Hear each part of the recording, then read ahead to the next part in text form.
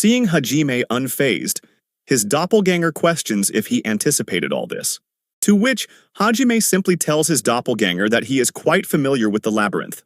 Well, the concept of this labyrinth is to overcome oneself, and the doppelganger mostly represents fear, insecurity, and negative emotions. According to Hajime, the greatest powers are worthless if the heart is weak.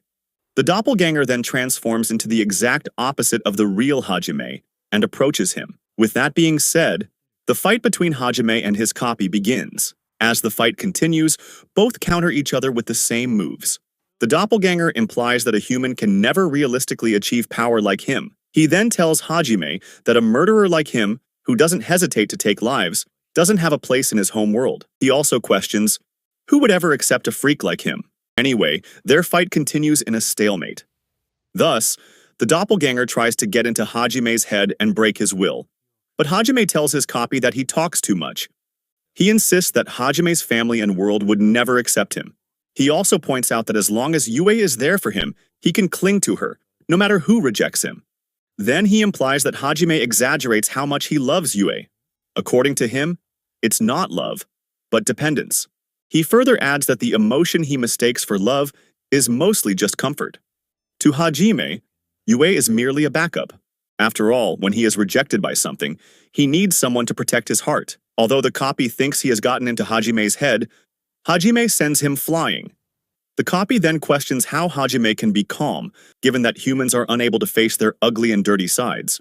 To his surprise, Hajime tells him that it doesn't apply to him since he is no longer human. Hajime also acknowledges that maybe there is no place for him back home, or he might get rejected. But even then, he would still keep pushing forward.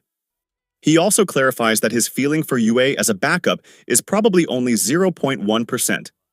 Although the copy thinks Hajime cannot live a decent life, Hajime tells him that there are several weirdos who prefer this freak.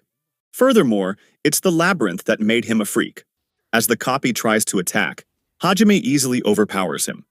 The copy can't believe that Hajime is overpowering him, since Hajime hasn't overcome his dark emotions. As he questions how this is possible, Hajime answers that the copy represents a version of him created with the information gathered an hour ago when they entered the labyrinth. In other words, Hajime has grown stronger in just an hour. Well, Hajime was able to review and reflect on what's holding him back and improve. Meanwhile, the doppelganger can't believe that one can clear this test using just brute force without overcoming their weaknesses. With that being said, Hajime prepares to destroy his copy. With a swift strike, Hajime defeats his doppelganger, thus clearing the test.